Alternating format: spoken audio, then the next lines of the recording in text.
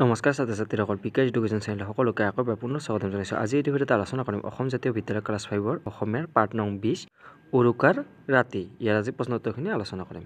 তেনেহ'লে ভিডিঅ'টো স্কিপ নকৰাকৈ শেষলৈকে চাই থাকক।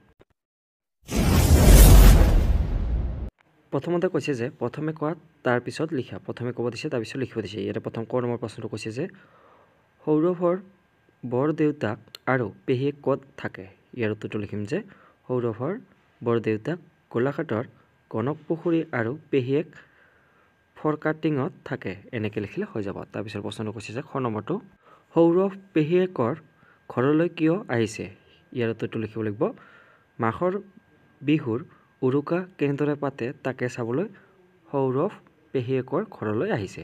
তাৰপিছত গ নম্বৰ প্ৰশ্নটো কৈছে যে কোন দাদাহঁতে ক'ৰ পৰা আৰু কিয় কাঠ কাটিছিল? ইয়াৰ উত্তৰটো লিখিম যে কোন দাদাহঁতে গাঁৱৰ প্ৰতিঘৰ লোকৰ কাঠনি বাহনিৰ পৰা কাঠ কাটিছিল।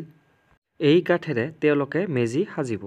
এনেকৈ লিখিলে হৈ যাব। তাৰপিছত প্ৰশ্নটো কৈছে যে খ নম্বৰটো যে কোন দাদাহঁতে নৰা কিয় কাটিছিল? ইয়াৰ উত্তৰটো লিখিম যে ভেলাঘৰ সজাৰ বাবে কোন দাদাহঁতে নৰা কাটিছিল। এনেকৈ লিখিলে হৈ যাব। তাৰপিছত ঙ নম্বৰ প্ৰশ্নটো কৈছে যে কোন দাদাহঁতে কিদৰে মেজি সাজিছিল? ইয়াৰ উত্তৰটো লিখিম যে কোন দাদাহঁতে মেজি সজাৰ বাবে এঠাইত বাঁহৰ 4টা খুঁটি পুতি তাৰ ভিতৰত 4কোণীয়াকৈ কাঠবোৰ জাপি গৈছিল। তলত ডাঙৰ ডাঙৰ কাঠৰ টুকুৰা দি ওপৰত খৰি জাপি গৈছিল। মেজিটো যিমান পাৰে সিমান ওখ কৰাৰ চেষ্টা কৰিছিল। এনেকৈ লিখিলে হৈ যাব। তাৰপিছত প্ৰশ্নটো কৈছে যে প্ৰথম ছ নম্বৰটো যে খেৰৰ মেজি কিদৰে সজায়? ইয়াৰ উত্তৰটো লিখিম যে খেৰৰ মেজি সজাৰ বাবে মাটিত এডাল দীঘল বাঁহ আৰু কাষে কাষে সৰু বাঁহ কেইডালমান পুতি লোৱা হয়। তাৰ পাছত তাত অতি ঘনকৈ খেৰ জাপি যোৱা হয়। মেজিটো দেখাত দলৰ দৰে হয়। খেৰবোৰ বাঁহৰ লগত বান্ধিবৰ কাৰণে খেৰেৰেই ৰছী তৈয়াৰ কৰি লোৱা হয়। এই ৰছীডালেৰে খেৰবোৰ পকাই পকাই শেষত এটা গাঁঠি দিয়া হয়। এনেকৈ বাকীখিনি লিখিলে হৈ যাব। তাৰপিছত প্ৰশ্নটো কৈছে যে মেজি জ্বলোৱা প্ৰথাটো তোমাৰ পাঠৰ আলমত লিখা। ইয়াৰ উত্তৰটো লিখিম যে মেজি জ্বলাবৰ বাবে পুৱা পোহৰ নহওঁতেই চুবুৰীয়াৰ বয়োজ্যেষ্ঠজনে নৈ বা পুখুৰীত 3বাৰ বুৰ মাৰি গা ধুৱে। তাৰ পাছত তেওঁ তিতা কাপোৰ পিন্ধিয়েই মেজিটো জ্বলায়। তাত উপস্থিত সকলোৱে তেতিয়া হৰিধ্বনি দিয়ে। তাৰ পাছত প্ৰতিজনেই গা ধুই আহি অগ্নিসেৱা কৰে। ভোগালী বিহুৰ দিনা অসমৰ প্ৰায়বোৰ ঠাইতে এনে প্ৰথাৰ মেজি জ্বলোৱা হয়। এনেকৈ লিখিলে ৱাইখিনি লিখিলে হৈ যাব। তাৰপিছৰ প্ৰশ্নখিনি কৈছে যে ইয়াৰ পিছৰ 2 নম্বৰখিনি যে কোনে কাক কিয় কৈছিল? ইয়াৰ উত্তৰটো লিখিব লাগিব যে প্ৰথমে ক নম্বৰ প্ৰশ্নটো দিছে যে কাতি মহ আমাৰ চুবুৰীটোৰ আটায়ে মিলিহে উৰুকাটো পাতিম। ইয়াৰ উত্তৰটো লিখিব লাগিব যে উক্ত কথাষাৰ কোন দাদাকে সৌৰভক কৈছিল?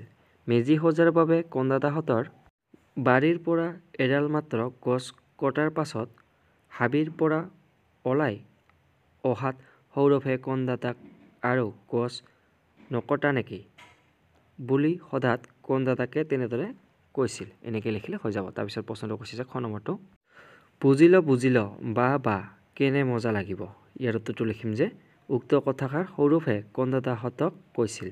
কোন দাদাকে নৰাৰে সজা ভেলাঘৰত ৰাতিত থাকি ভোজ ভাত খোৱাৰ কথা কোৱাত সৌৰভে আনন্দতে জঁপিয়াই জঁপিয়াই তেনেদৰে কৈছিল। এনেকৈ লিখিলে হৈ যাব। তাৰপিছত প্ৰশ্নটো কৈছে যে ক নম্বৰটো যে আমি খেৰৰ মেজি নাসাজো।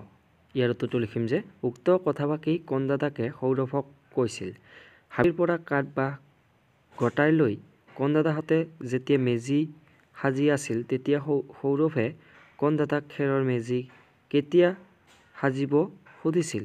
উত্তৰত কোন দাদাকে তেনেদৰে কৈছিল।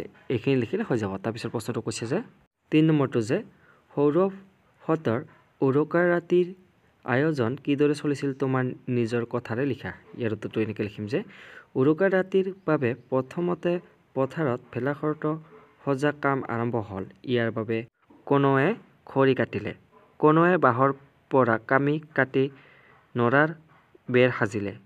ৰাতি এই ভেলাঘৰত গাঁৱৰ ডেকাবোৰ থাকিব। এই ডেকাবোৰৰ ভিতৰত কোন দাদাহঁতক ভেলাঘৰ সজাৰ কামত ব্যস্ত থকাৰ সময়তে টুটুল দাদাহঁতে গাঁৱৰ ৰাজহুৱা পুখুৰীটোত মাছ ধৰিবলৈ গ'ল। তেওঁলোকে পুখুৰীটোৰ পৰা বহুতো ডাঙৰ ডাঙৰ মাছ ধৰিলে। এইদৰে সৌৰভহঁতৰ উৰুকাৰ ৰাতি আয়োজন চলিছিল। এনেকৈ লিখিলে বা এইখিনি লিখিলে হৈ যাব। তাৰপিছত 4 নম্বৰখিনি কৈছে যে বাক্য সাজা। ইয়াৰে প্ৰথম আমাৰ দিয়া আছে যে সহজ সৰল, ঢাপলি মেল, তাৰপিছত দিয়া আছে যে নঙলামুখ, ভোজ ভাত, তাৰপিছত বয়োজ্যেষ্ঠ। ইয়াৰে প্ৰথমটো আমাৰ দিয়া আছে যে সহজ সৰলটো এইটো লিখিম যে এনেকৈ যে গাঁৱৰ লগবিলাক সহজ সৰল এনেকৈ লিখিম। তাৰপিছতো দিয়া আছে আমাৰ ঢাপলি মেল। এইটো লিখিম যে সুবিধা পালেই কুয়ে বৰদেউতাকৰ ঘৰলৈ ঢাপলি মেলা। তাৰপিছত 3 নম্বৰটো দিয়া আছিলে আমাৰ নঙলামুখ। এইটো লিখিম যে লগৰীয়াবোৰে নঙলামুখৰ পৰাই ৰাজুক চিঞৰি মাতিছে। এনেকৈ লিখিলে হৈ যাব। তাৰপিছতটো দিয়া আছিলে আমাৰ ভোজ ভাত। এইটো লিখিম যে উৰুকাৰ ৰাতি গাঁৱৰ সকলোৱে ভেলাঘৰত ভোজ ভাত খায়। তাৰপিছত দিয়া আছে যে বয়োজ্যেষ্ঠ। এইটো লিখিম যে বয়োজ্যেষ্ঠজনক আমি সকলোৱে সন্মান জনোৱা উচিত। এনেকৈ লিখিম। তাৰপিছত শেষৰটো দিয়া আছে আমাৰ 5 নম্বৰটো যে তোমালোকে নিজ নিজ ঠাইত উৰুকা কিদৰে পালন কৰা সেই বিষয়ে বৰ্ণনা কৰি লিখা। ইয়াৰ উত্তৰটো লিখিলে হ'ল যে এনেকৈ যে মই নিজৰ স্থানত নৰা কাটি মেজি নিৰ্মাণ কৰোঁ আৰু নিশাৰ ভোজ ভাতৰ কাৰণে ভেলাঘৰ নিৰ্মাণ কৰোঁ আৰু ভেলাঘৰত ভোজ ভাত খাওঁ। এনেকৈ বা এইখিনি লিখিলে হৈ যাব। আজিলৈ ইমানে। আৰু ভিডিঅ'টো যিমান পাৰে আপোনাৰ বন্ধুবৰ্গলৈ ভিডিঅ'টো শ্বেয়াৰ কৰি দিব, যাতে সিহঁতৰো অলপ হ'লেও এইটো ভিডিঅ'ৰ দ্বাৰা সহায় হয়। ধন্যবাদ।